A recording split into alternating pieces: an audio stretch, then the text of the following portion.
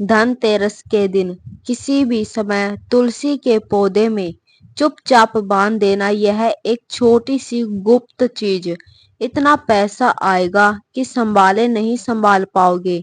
स्वयं माँ लक्ष्मी ने यह गुप्त उपाय बताया है। दोस्तों, धनतेरस के दिन यदि आपने यह छोटा सा उपाय कर लिया तो जीवन में कभी पीछे मुड़कर देखने की जरूरत नहीं पड़ेगी। इतना धन आएगा कि 7 पीढ़ियां बैठकर धन खाएंगी पूरे साल। घर में सुख शांति समृद्धि और धन की वर्षा होगी। जी हाँ दोस्तों, देखिए, धनतेरस का त्योहार साल में सिर्फ एक बार आता है, जो दिवाली के 2 दिन पहले मनाया जाता है। जी हाँ दोस्तों, कहते हैं कि इस दिन स्वयं माँ लक्ष्मी धरती पर आती है और उन भक्तों के दुख दूर करती है, उन भक्तों के घर में प्रवेश करती है जहाँ साफ सफाई रहती है, जहाँ पवित्रता रहती है। जी हाँ दोस्तों, देखिए, धनतेरस का यह पावन सिर्फ धन और सोना चांदी खरीदने का पर्व नहीं है। जरूरी नहीं है कि धनतेरस के दिन आप सोना चांदी हीरे खरीदो। जरूरी नहीं है कि आप धनतेरस के दिन झाड़ू खरीदो। जरूरी नहीं है कि आप धनतेरस के दिन सूखा धनिया खरीदो।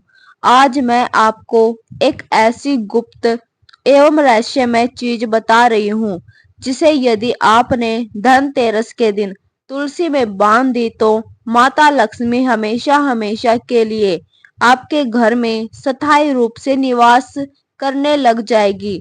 जी हाँ, जब माँ लक्ष्मी स्वयं पृथ्वी पर भ्रमण करती है तो ऐसे घरों में प्रवेश करती है जहाँ श्रद्धा, विश्वास और आदर्श नियमों का पालन किया जाता है।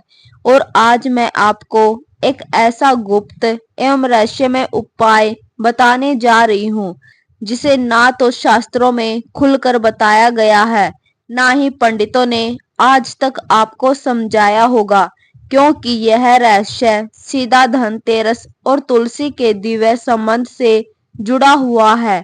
अब आप भी यही सोच रहे होंगे, कई सारे जातकों के मन में यह भी सवाल आ रहे होंगे कि धनतेरस और तुलसी का क्या संबंध है। तो देखिए, वही संबंध आज मैं आप लोगों को बताने जा रही हूँ। इस उपाय को प्राचीन समय में सिर्फ बड़े बड़े वशिष्ठ, महाज्ञानी एवं संत ही करते थे, और उन्होंने यह उपाय सिर्फ अपने चेलों को ही दिया था। तो आप बड़े भाग्यशाली हैं कि स्वयं माता लक्ष्मी ने यह उपाय सुनने के लिए आपको चुना है। तो जिसके आंगन में तुलसी है, जिसे विष्णु प्रिय कहा गया है, तुलसी को हमारे शास्त्रों में माता लक्ष्मी का रूप कहा गया है, जो हर घर में स्थापित रहती है। जी हाँ, तुलसी सिर्फ एक मामूली पौधा नहीं, बल्कि धन के मार्ग खोजने वाला एक माध्यम है। और धनतेरस का यह पर्व तुलसी से इतना जुड़ा है, यदि इस दिन आप चुपचाप तुलसी में एक विशेष वस्तु को बांध दे तो धन की वह धारा बहती है जिसे आप रोक नहीं पाएंगे, बल्कि आपको खुद समझ नहीं आएगा कि कहां से किस रूप में पैसा आने लगा है। कभी पैसा रुकेगा ही नहीं। यदि आपका व्यापार ठप पड़ा हुआ है तो व्यापार उठ जाएगा। पर पहले समझो कि धनतेरस और तुलसी के बीच संबंध क्यों है, क्या है और कैसे है। धनतेरस की रात को जब यम दीप जलाया जाता है तो उसके समांतर तुलसी के आंगन में बैठा एक सूक्ष्म ग्रह शक्ति भी सक्रिय हो जाती है। हमारे घर की जो तुलसी होती है, उस घर में माता लक्ष्मी का वास होता है। उस तुलसी के पौधे के अंदर माता लक्ष्मी साक्षात विराजमान रहती है। देखिए, लोग बड़े बड़े मंदिर में जाकर माता लक्ष्मी को ढूंढते हैं, अपने किचन में ढूंढते हैं, अपने घर में ढूंढते हैं, अपने पूजा स्थल में ढूंढते हैं, लेकिन माँ लक्ष्मी धनतेरस के दिन कहीं और नहीं, बल्कि तुलसी के पौधे में ही विराजमान रहती है। जो लोग धनतेरस पर सिर्फ खरीदारी कर लौट आते हैं वे सिर्फ परंपरा निभाते हैं, लेकिन जो व्यक्ति तुलसी से शुरुआत करते हैं वे अपना भाग्य लिखते हैं। अब यहाँ पर आपको समझना है कि धन कैसे आता है। धन केवल परिश्रम से नहीं आता है। धन आता है जब सौभाग्य जागता है, जब हमारी आत्मा किसी शक्ति पूंजी से जुड़ती है। और तुलसी वह महामंत्र है जो इस ब्रह्मांड की धनात्मक ऊर्जा को खींचकर मनुष्य के आंगन में उतर जाती है। तुलसी हमारे घर का एक ऐसा पौधा है जो माँ लक्ष्मी को बहुत आसानी से अपने घर की तरफ आकर्षित कर सकता है। और माँ लक्ष्मी भी दया की वह देवी कही जाती है कि अगर कोई व्यक्ति लाख बुरा हो, उसने लाख पाप किए हो, फिर भी माँ लक्ष्मी उस इंसान का भला करती ही करती है। लेकिन धनतेरस पर एक छोटी सी गुप्त वस्तु बांध दी जाए। माता तुलसी में तो लक्ष्मी कहती है कि वहां कदम नहीं रखती, बल्कि अपना डेरा जमा लेती है, बल्कि हमेशा के लिए उस घर में स्थायी रूप से अपना स्थान बना लेती है। अब बात आती है कि वह वस्तु क्या है। देखिए, वह कोई चावल नहीं है, ना ही कोई लौंग है, ना इत्र है, ना सुपारी है। वह एक ऐसा प्रतीक है जिसे यदि किसी ने जान लिया तो धन का कोर्स सीधा खुलता चला जाएगा। लेकिन अभी उसको बताने से पहले उसके पीछे कुछ विशेष नियम और कुछ विशेष सावधानियां भी हम आपको बताएंगे, क्योंकि कोई भी उपाय फल तभी देगा जब उस उपाय से संबंधित हम सारे विधि विधान, नियम और सावधानियां जान ले। क्योंकि देखिए, कभी कभी जब हम बिना किसी विशेष नियम और सावधानियां वह उपाय करते हैं तो वह उपाय उल्टा हो सकता है। घर में धन आने की जगह में कंगाली भी आ सकती है। इसलिए मैं आपको हर एक सावधानी, हर एक नियम जो माँ लक्ष्मी और तुलसी से संबंध रखता है वह मैं आपको बताऊंगी। हर एक चीज उपाय से संबंधित है, इसलिए अंत तक ध्यान से देखना। जी हाँ मित्रों, कहते हैं कि धनतेरस की रात को ब्रह्मा मुहूर्त से पहले जो देवगण उतरते हैं वे मनुष्य के कर्म पत्र पढ़ते हैं। किसे देना है, किसे लेना है, कौन योग्य है, कौन अयोग्य है। उसी रात तुलसी साक्षी बनती है।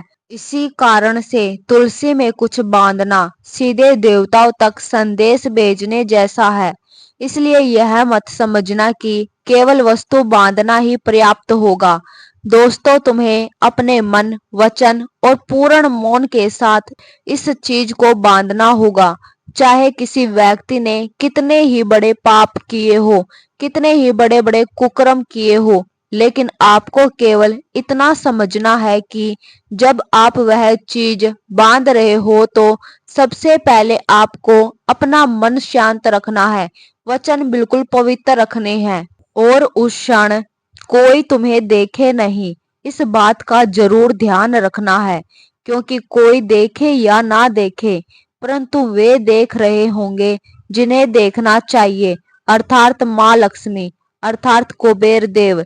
देखिए, धनतेरस की शाम हो, सूर्यास्त हो जाए और आकाश में पहला तारा उदित हो, तब आंगन में तुलसी को जल अर्पित करे, दीपक जलाए और 3 बार मन में कहे, हे तुलसी, हे विष्णु प्रिय, मेरे घर की दरिद्रता को बाहर करके समर्थी के रथ को भीतर लाए। और तब बिना किसी को बताए उस गुप्त वस्तु को लाल रंग के धागे में बांध दो। पर ध्यान रहे, शाम को नहीं, रात के उस अंतिम पहर में, लगभग 12 बजे के आसपास, जब पूरा घर सो रहा हो। अब वह वस्तु क्या है? वह वस्तु है कपूर में भीगा हुआ ताम्रता।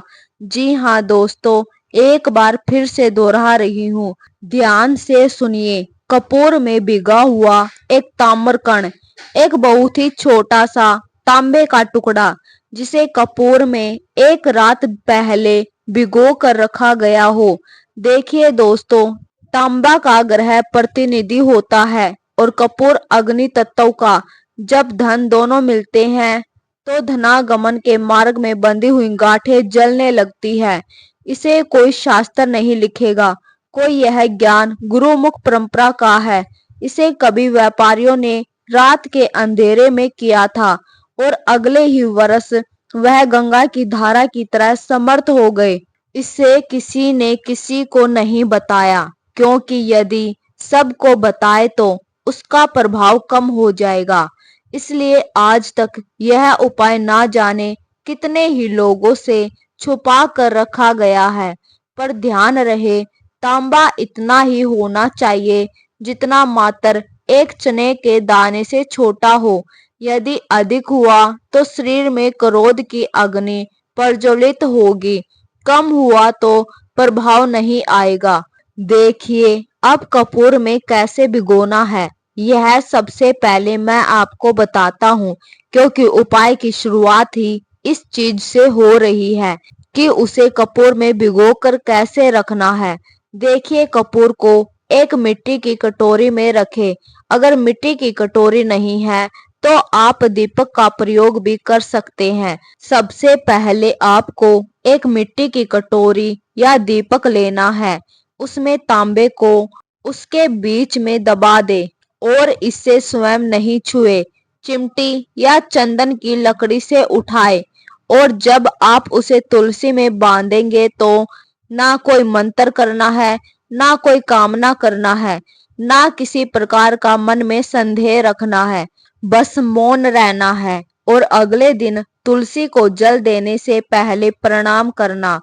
यह मत देखना कि कुछ बदला कि नहीं, क्योंकि परिवर्तन दृश्य में नहीं, दृश्य में शुरू होता है। पहले महीने अचानक कोई पुराना कर्ज लौट जाएगा, दूसरे महीने रुका हुआ व्यापार खुलेगा, तीसरे महीने आपको खुद समझ नहीं आएगा कि इतना धन कहाँ से आने लगा है।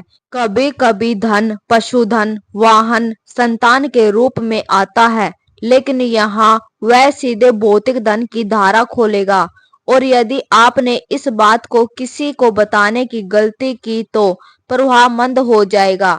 अब सावधान रहना है। कुछ ऐसे घर होते हैं जहाँ तुलसी सूखने लगती है, वहाँ यह उपाय ना करें।